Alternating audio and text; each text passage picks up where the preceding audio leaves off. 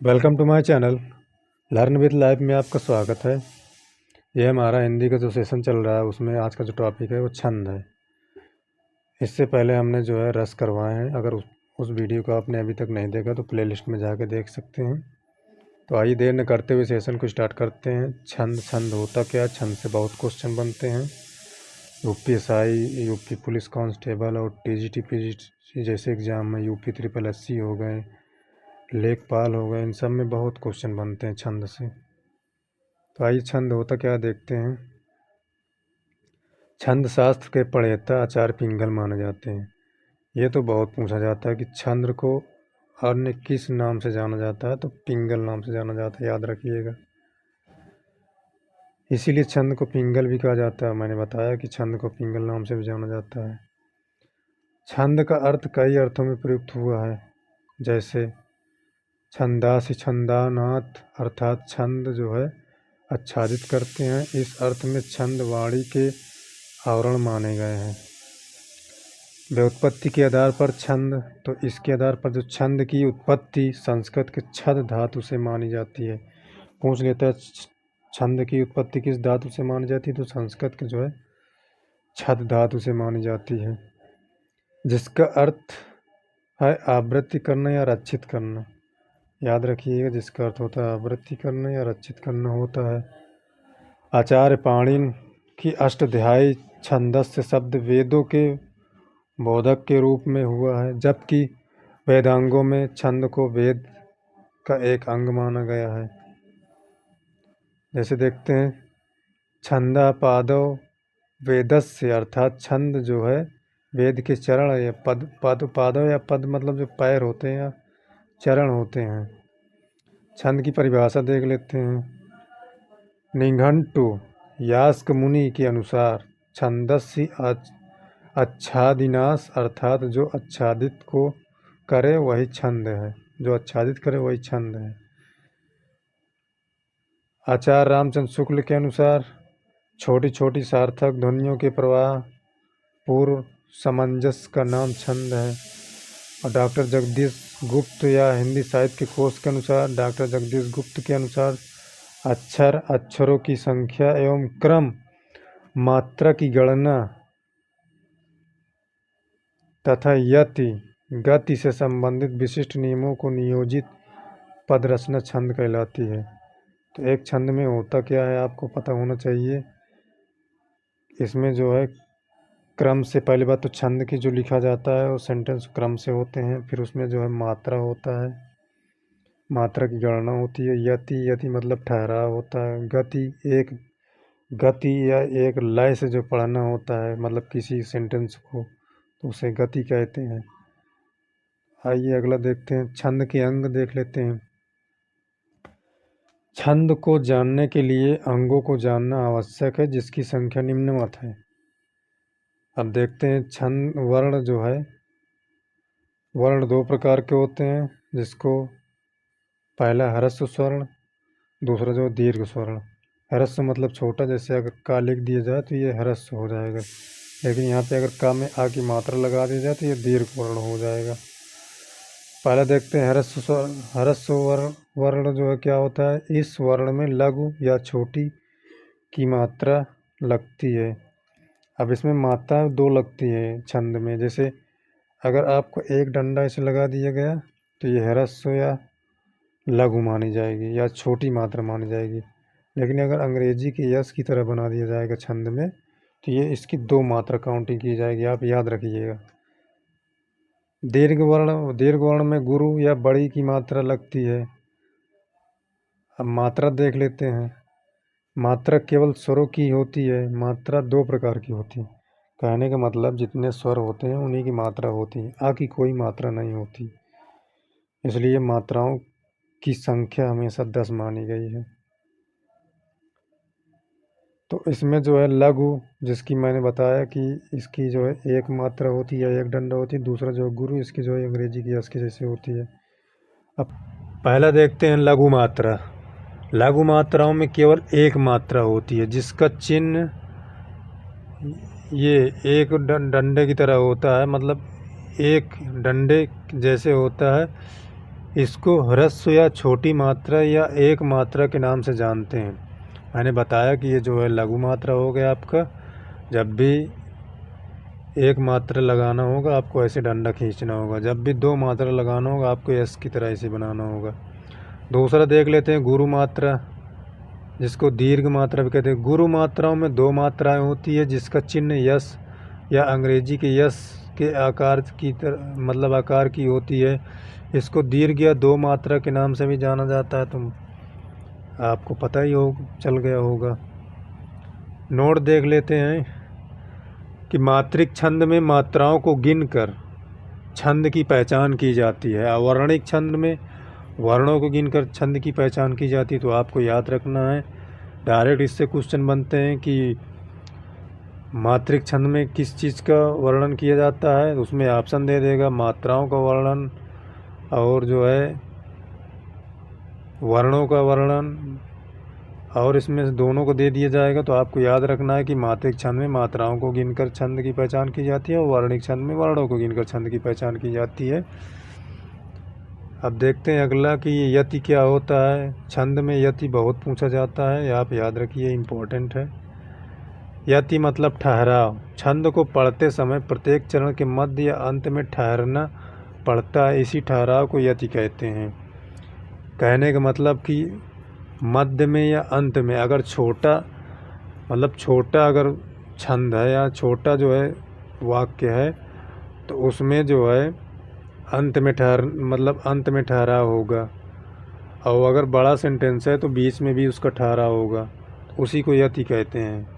यहाँ लिखा भी है नोट कि छोटे छंदों में साधारणतः यति चरण के अंत में होती है। मतलब मैंने बताया कि छोटे छंदों में मतलब जिसकी लाइनें बहुत बड़ी ना हो उसमें जो है यति जो है अंत में होती है। पर बड़े छंदों में मतलब बहुत ज़्यादा बड़ी बड़ी लाइनों के छंद हो गए तो उन छंदों के चरण में एक से अधिक यति या ठहराव या विराम होते हैं। गति देख लेते क्या है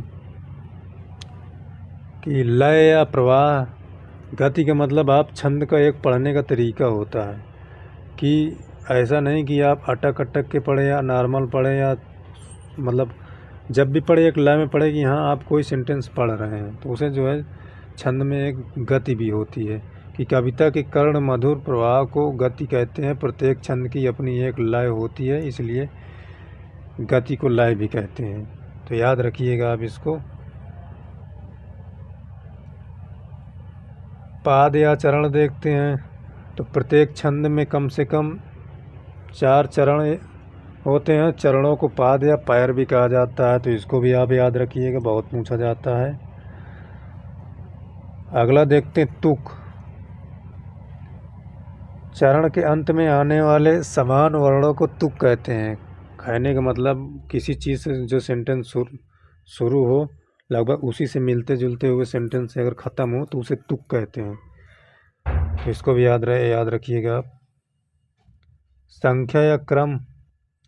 संख्या या क्रम में जैसे मात्राओं या वर्णों की गणना की संख्या और लघु गणना की जाती है। संख्या और लघु जो है दीर्घ के स्थान निर्धारण को क्रम कहते हैं।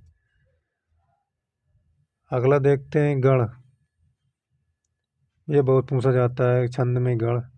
गण 3-3 वर्णों के समूह को त्रिक या गण कहा जाता है। इसमें जो है 3-3 वर्णों के समूह होता है जिसको त्रिक या गण कहा जाता है। आचार्य भारत मुनि के या माता राजभान सलगा सूत्र के आधार पर गणों की संख्या 8 मानी गई। डायरेक्ट क्वेश्चन पूछा जाता है कि छंद में गण कितने होते हैं, तो 8 होते हैं, याद रखिएगा।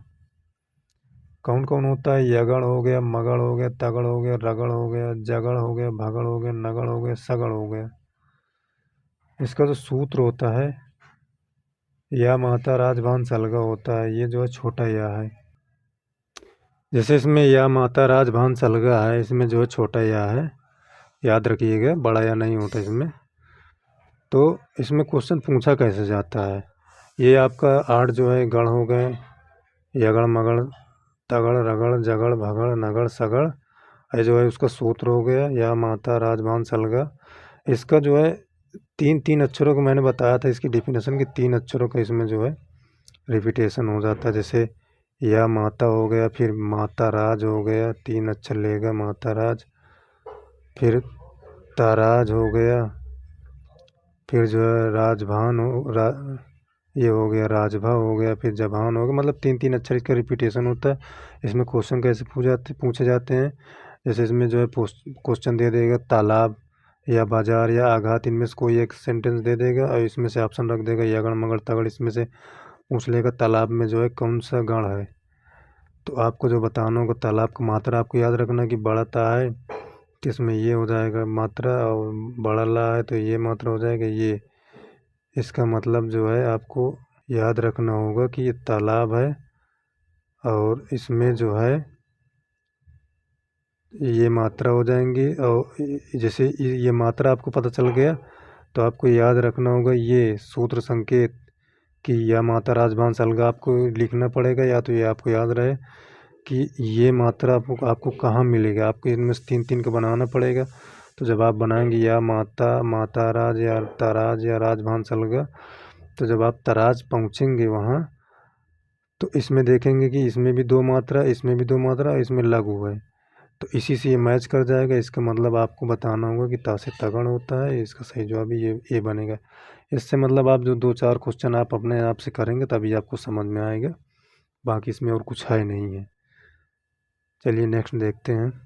नोट देख लेते हैं कि यह माता राजभान सलगा सूत्र के अंतिम 2 वर्ण जो है ला और गा क्रमशः लघु और गुरु को इंगित करते हैं। तो जो ये ला हो गया सलगा में, जैसे सलगा होता है लास्ट वाला, हाँ, तो ये जो ला है ये लघु हो गया मतलब छोटा है, जो गा ये गुरु हो गया। तो इसमें ऑलरेडी दिखा है।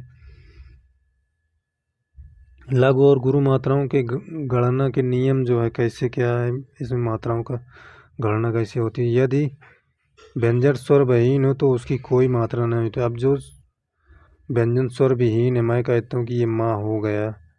अब इसमें से अगर स्वर निकाल लो तो ये वैसे भी ये आधा या अर्धमात्रिक व्यंजन माने जाएंगे, या आधा हो जाएगा, आधा आधा अक्षर हो जाएगा। तो वही ये चीज़ लिखा है कि वास्तव में यह मात्रा में संबंध स्वरों से ही होता है। मतलब जो मात्राओं का संबंध होता है वो मेन स्वर ही होते हैं। स्वर जो है मात्राओं का काम करते हैं। अब ये होते क्या, जैसे आ हो गया, ई हो गया, ऊ हो गया, री, ये सभी लघु स्वर हैं, इसलिए इनकी मात्रा लघु है।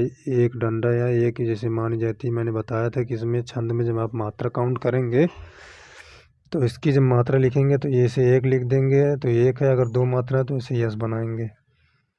तो जैसे कुमति लिखा है, कुमति में कु है, ये छोटा ऊ की मात्रा है, यहाँ दिया है तो इसमें 1 मात्रा होगी। माँ छोटा है, 1 मात्रा होगी। ती छोटी की ती है, 1 मात्रा होगी। कृत री है तो 1 मात्रा होगा।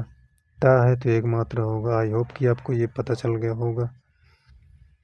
नियम नंबर 2 देखते हैं। सभी दीर्घ स्वर तथा दीर्घ स्वर के संयोग से बने गुरु अर्थात 2 मात्रा वाले होते हैं। अब दीर्घ स्वर से मिलेगा तो ऑलरेडी पहले तो दीर्घ ही है तो दीर्घ ही बनेगा। तो उसकी जो मात्राएं होंगी 2 मानी जाएंगे। 2 मात्राओं वाली मैंने बताया कि जैसे ये आपका ये आ हो गया, ई हो गया, ऊ, ए, आय, ओ, आओ, ये स्वर जो है गुरु या दीर्घ है, इनकी जो है मात्राएं जो है ये यस गुरु मानी जाती है। यस।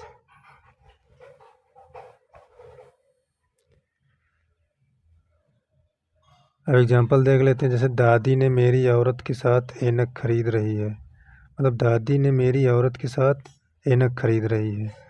तो अब दादी देखो बड़ा दा है और बड़ी दी है तो इसमें देखो यस लगा है, मतलब इसकी जो है बड़ी मात्रा हो जाएंगी, यस हो जाएगी। ने भी एक ही मात्रा लगी तो इसमें भी बड़ी की मात्रा हो जाएगी। मेरी में एक ही मात्रा लगी इसमें भी यस हो जाएगा, या बड़ी रही तो यस है ही, इसमें भी यस हो जाएगा। औरत मतलब औ है, बड़ा की मात्रा है, औ की मात्रा है तो इसमें यस। रस छोटा रहा है तो 1, ता छोटा है तो 1, के एक ही मात्रा है तो ये बड़ा हो जाएगा। साथ बड़ा है तो इसमें जो है यस लगाओ, बड़ा मात्रा है। था अकेला है, सिंगल है तो इसमें 1। ऐनक ए आय मतलब ये बड़ा की मतलब आय मात्रा है तो इसमें जो है डबल मतलब मात्रा रहेगी, और ना का ये सिंगल सिंगल हो जाएगी। खरीद जो खा जो है छोटा तो 1 मात्रा, बड़ी री है तो ये 2 मात्रा, 1 रहेगा। रही है 1 मात्रा, ही बड़ी है तो 2 मात्रा, है जो है इसमें डबल मात्रा है तो इसमें जो है यस हो जाएगा। इसमें टोटल आप काउंट कर लीजिए 32 मात्राएं निकलेंगी। अच्छा, नियम जो है चंद्र बिंदु का देख लेते हैं कि चंद्र बिंदु आप नहीं पहचानते तो ये देख लीजिए कि अगर जहाँ भी आपको ऐसे ऊपर मिल जाए ये चंद्र बिंदु होता है। युक्त व्यंजन लघु माने जाते हैं, मतलब इनकी मात्रा जो है हमेशा छोटी मात्रा मानी जाएगी या लघु मात्रा मानी जाए। जैसे यहाँ लिखा है धंस गया, फंस या हंस, मान लो ये यहाँ हंस लिखा है, अब यहाँ जो है चंद्र बिंदु आ गए तो इसकी जो मात्रा है एक है मानी जाएगी। और सा जो है छोटा ऑलरेडी है तो इसकी भी एक मात्रा मानी जाएगी, तो याद रखिएगा आप। नियम नंबर 4 देखते हैं कि अनुस्वार। अब अनुस्वार क्या होता है? जब भी बिंदी पर लिखा रहे ये अनुस्वार होता है। चंद्र बिंदु में और अनुस्वार में बड़ा डिफरेंस है। चंद्र बिंदु ये होता है, अनुस्वार ये होता है। चंद्र बिंदु में जब आ जाए तो ये लघु माना जाएगा, लेकिन अगर अनुस्वार वहाँ आ गया तो ये दीर्घ माना जाएगा या गुरु माना जाएगा। इसकी मात्रा जब भी लगेंगी यस वाला लगेगा, दो मात्रा। तो वही चीज़ यहाँ लिखा है कि अनुस्वार और विसर्ग के पहले, विसर्ग भी साथ में दिया है, विसर्ग के पहले यदि लघु वर्ण हो तो उसे गुरु माना जाएगा। जैसे यहाँ दुख दे दिया, अब यहाँ दुख दे दिए, विसर्ग के पहले भी इसका ऑप्शन याद रखिए। कोई चीज़ जैसे विसर्ग के पहले वाला शब्द आ जाए तो वो भी आपका गुरु ही माना जाएगा। जैसे दुख दे दिए, विसर्ग आ गए, दुख के मतलब दा के पहले विसर्ग है, मतलब विसर्ग के पहले दा है, यानी कि ये विसर्ग है फिर ये दा है, तो ये विसर्ग के चक्कर में ये दा जो है बड़ा हो जाएगा। तो इसकी जो मात्रा लगेगी दो लगेगी, और खा जो है छोटा तो एक ही मात्रा लगेगी।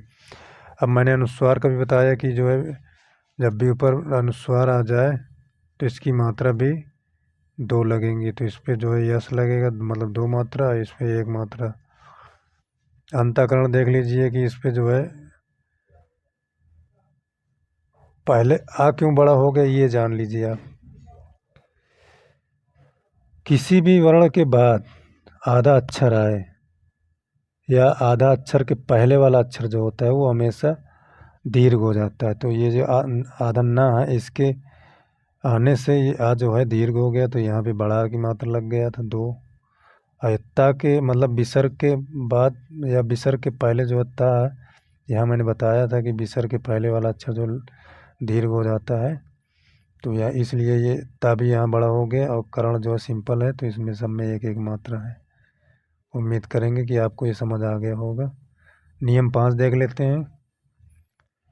यदि शब्द के पहले या आधा अक्षर आ जाए, शब्द के पहले आधा अक्षर आ जाए तो उसमें कोई मात्रा नहीं होती। अब जैसे व्यय हो गया, आधा अक्षर से मतलब आ जाए, स्टार्टिंग हो जाए तो उसकी कोई मात्रा नहीं हो जाती, आप उसको याद रखिएगा।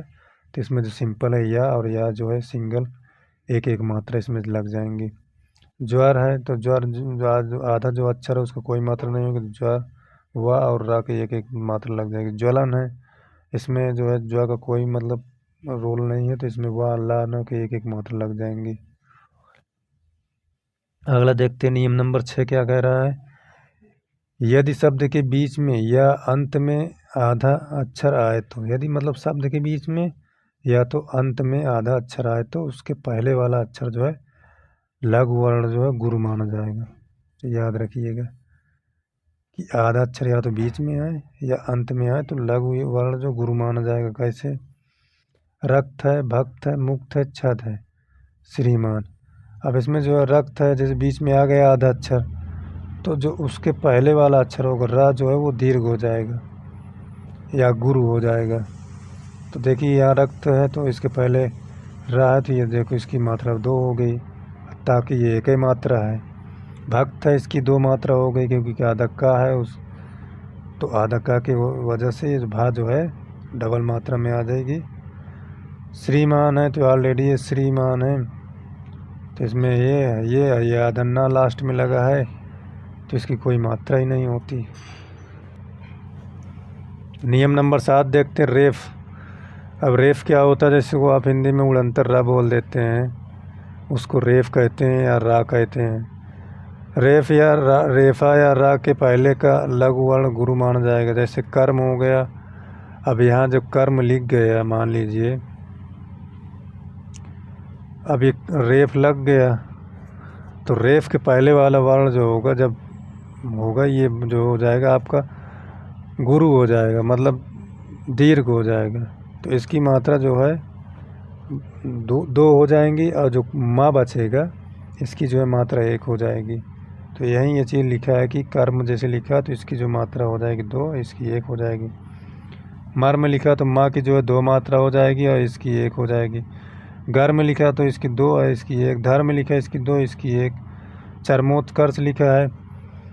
अब यहाँ आप देख लीजिए कि चरमोत्कर्ष में इसमें म में जो है रेफ लगा है, तो इसके पहले वाला वर्ण जो है चा है, तो चा जो है दीर्घ हो जाएगा।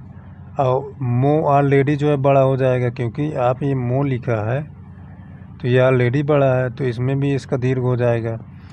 अब आप सोच रहे होंगे कि जब ये मो ऑलरेडी बड़ा है, उसमें जो रेफ या उड़ंतर रा लगा, उसके वजह से चा जो है दीर्घ हो गया था। तो ये आप याद रखिएगा। और ये जो कर्स लिखा है, या तो आप ऐसे भी याद रखिए कि जो बीच में आधा अक्षर आता है उसकी वजह से आगे वाला अक्षर डबल हो जाता है, या बड़ा की मात्रा हो जाती है, या तो दीर्घ हो जाता है। तो ऑलरेडी दीर्घ तो इससे कोई फ़र्क नहीं पड़ा, लेकिन यहाँ अगर छोटा अक्षर होता तो ये चरमोत्कर्ष जो का आदत ता है, इसकी वजह से भी ये वाला अक्षर जो माँ है दीर्घ हो जाता। तो याद रखिएगा आप इसको। अब ये का क्यों कैसे मतलब दीर्घ हो गया, क्योंकि सा के ऊपर जो है रेप वाला लगा है, तो इसकी रेप की वजह से का जो है यहाँ दीर्घ हो गया, तो ये यस बन गया। और सा जो है सिंपल रहेगा, तो इसकी 1 मात्रा है। नियम नंबर 8 देख लेते हैं। संयुक्ताक्षर शब्द या व्यंजन के पहले का लघु वर्ण गुरु माना जाता है। संयुक्ताक्षर शब्द मैंने वर्णमाला में आपको पढ़ाया है कि संयुक्ताक्षर शब्द क्या होते हैं।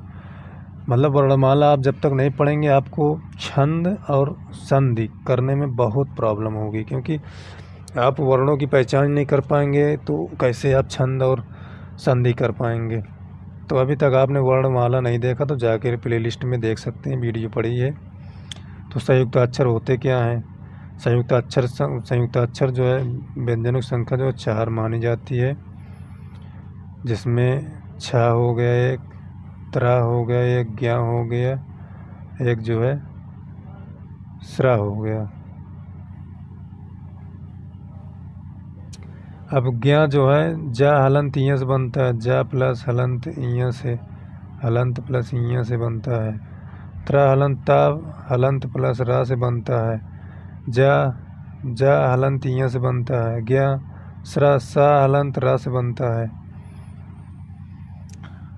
तो जैसे इसमें बताया कि संयुक्त अक्षर शब्द या व्यंजन के पहले का लघु वर्ण जो है गुरु माना जाएगा। तो यहाँ देख लीजिए कि संयुक्त अक्षर शब्द छ आ गया, अच्छी में देख लीजिए संयुक्त अक्षर 6 आ गया, इसमें शुरू आ गया, इसमें त्र आ गया, या बीच में छ भी आ गया, या इसमें छ शुरू में आ गया। तो यहाँ देख लीजिए जैसे छ आ गया तो इसकी वजह से जो शुरू वाला अक्षर है आ जो है वो दीर्घ हो गया, तो इसकी मात्रा 2 हो जाएंगी, और छ का जो है 1 ही मात्रा होगा। यहाँ शुरू आ गया तो इसकी वजह से आ की मात्रा डबल हो जाएगी, यदि दीर्घ हो जाएगा, इसका जो है 1 ही लिखा जाएगा। यहाँ नक्षत्र आ गया तो ना के पहले का संयुक्त अक्षर है, ना के बाद का, और इसके पहले मतलब ना है। यहाँ दिया भी संयुक्त अक्षर शब्द या व्यंजन के पहले का लघु वर्ण गुरु माना जाएगा। तो संयुक्त अक्षर के पहले वाला ना है, तो ये जो है छ की वजह से ये गुरु माना गया है, और ये त्रा की वजह से छ जो है गुरु माना गया, त्रा की जो है 1 ही मात्रा रहेगी। अब यहाँ जो है संयुक्त अक्षर पहले आ गया, तो संयुक्त अक्षर जब पहले आ गया तो लघु ही माना जाएगा, मतलब छोटा ही माना जाएगा। तो आप याद रखिएगा।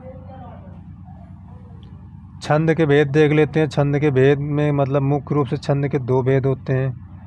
कौन कौन से होते हैं? बहुत पूछा जाता है छंद के भेद कितने होते हैं। छंद के 2 भेद होते हैं। एक मात्रिक छंद होता है, एक जो है वर्णिक छंद होता है। मात्रिक छंद में मात्राओं का गणना किया जाता है, वर्णिक छंद में वर्णों का गणन किया जाता है। नोट देख लेते हैं कि कुछ विद्वानों ने, हिंदी के कुछ विद्वानों ने छंद के तीसरे भेद के रूप में मुक्तक छंद को माना। मतलब कुछ विद्वानों ने छंद के तीसरे भेद में मुक्तक छंद को माना है। इसे रबड़ या केचुआ छंद के नाम से भी जाना जाता है। बहुत पूछा जाता है कि रबड़ या केचुआ छंद के नाम से कौन से छंद को जाना जाता है, तो मुक्तक छंद को जाना जाता है। आप याद रखिएगा। मुक्तक छंद के प्रवर्तक सूर्यकांत त्रिपाठी निराला जी हैं। यह भी बहुत क्वेश्चन पूछा जाता है कि सूर्यकांत त्रिपाठी निराला जी किस छंद के प्रवर्तक हैं। वो मुक्तक छंद है। मुक्तक छंद को रबड़ या केचुआ छंद भी कहा जाता है, तो मैंने अभी बताया इसको। पहला देखते हैं मात्रिक छंद। मात्रिक मैंने बताया कि छंद दो होते हैं, एक मात्रिक छंद, एक वर्णिक छंद। कुछ वैज्ञानिकों के मत के अनुसार तीसरा छंद जो माने वो मुक्तक छंद हो जाता है। तो पहला जो है मात्रिक छंद देखते हैं। मात्रिक छंद की परिभाषा क्या है? ऐसे छंद जिनमें वर्णों के सिवाय मात्राओं पर भी बल दिया जाए उन्हें मात्रिक छंद कहते हैं। अथवा इसकी एक अन्य परिभाषा देख लीजिए कि मात्रिक छंद में मात्राओं को गिनकर छंद की पहचान की जाती है। वो आप याद रखिएगा इसको। मात्रिक छंद के भेद देख लीजिए। तो अब मात्रिक छंद मतलब छंद दो प्रकार के होते हैं, तो मात्रिक छंद और एक वर्णिक छंद। अब मात्रिक छंद में मात्राओं को गिनकर वर्णन की जाती है, मात्राओं को गिनकर पहचान की जाती है। तो अब मात्रिक छंद को जो है इसकी जो है मतलब भेद देख लेंगे कि मात्रिक छंद के 3 भेद होते हैं। अच्छा, मात्रिक छंद के भी 3 भेद होते हैं। कौन कौन? सममात्रिक छंद, अर्ध सममात्रिक छंद, विषम मात्रिक छंद। अब इसको जो है हम अगले वीडियो में डिस्कस करेंगे, क्योंकि एक ही वीडियो में अगर सारे छंद मतलब ले लिया जाएगा तो वीडियो की लेंथ लंबी हो जाएगी, जिससे ना आपको पढ़ने में मज़ा आएगा ना हमें पढ़ाने में। अब इसमें अगला वीडियो में जो है छंद का जो आएगा, इसमें जो सममात्रिक मतलब मात्रिक छंद के 3 भेद होते हैं। मात्रिक छंद के जो 3 भेद होते हैं, सममात्रिक छंद, अर्ध सममात्रिक छंद, विषम मात्रिक छंद। अब उसमें जो है सममात्रिक छंद को हम डिटेल से जो है डिस्कस करेंगे। फिर अगले वीडियो में जो है अर्ध सममात्रिक छंद और फिर जो उसमें विषम मात्रिक छंद। तो आई होप कि ये वीडियो आपको पसंद आई हो, छंद आपको पसंद मतलब छंद आपको जो है समझ में आ गया हो कि छंद होता क्या है। बेसिकली छंद से ऐसे ही क्वेश्चन बनते हैं कि छंद को अन्य किस नाम से जाना जाता है, तो छंद को पिंगल नाम से जाना जाता है। छंद में जो है किस छंद में कितनी मात्राएं होती है, तो ये सब मात्रिक छंद में जब आगे बताएंगे तो आपको डिस्कस करेंगे कि किस छंद में कितनी मात्राएं होती हैं। तो ये तो छंद का ओवरव्यू था। अभी जो है मेन छंद जो है बाकी है, जिसको परिभाषा सहित और उदाहरण सहित समझा जाएगा।